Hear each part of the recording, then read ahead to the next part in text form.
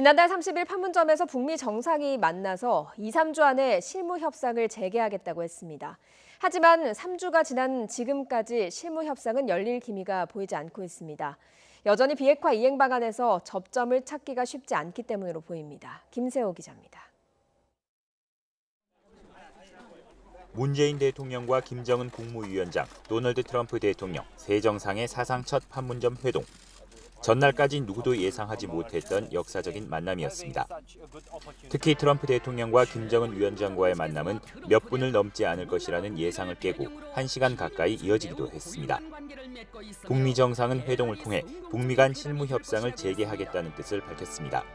The auspices of our great Secretary of State, Mike Pompeo.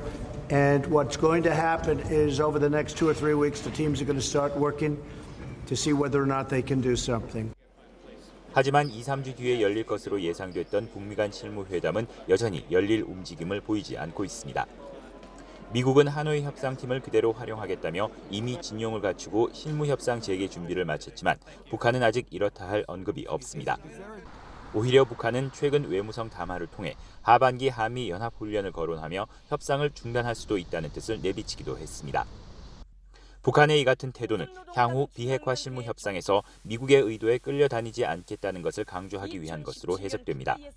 북한 입장에서 비핵화 조치를 하면 거기에 상응하는 제재 완화든 뭐든 그런 상응 조치절도 비핵화와 상응 조치가 동시에 진행이 돼야 된다. 이제 이 주장을 계속할 것이라는 것은 더 전망이 되는 상황이고. 이런 가운데 다음 달 초 태국에서 열리는 아세안 지역 안보 포럼 ARF 외교장관 회의에서 마이크 폼페이오 미 국무장관과 리홍호 북한 외무상이 회담할 가능성이 큽니다. 실속 있는 고위급 회담이 이루어지려면 실무 협상이 그 전에 재개돼야 되는 만큼 조만간 북미 실무 회담과 관련한 구체적인 움직임이 나올 수 있고 그때까지 실무 협상이 열리지 않더라도 ARF가 실무 협상 재개의 계기가 될 것이라는 관측이 제기되고 있습니다. YTN 김세호입니다.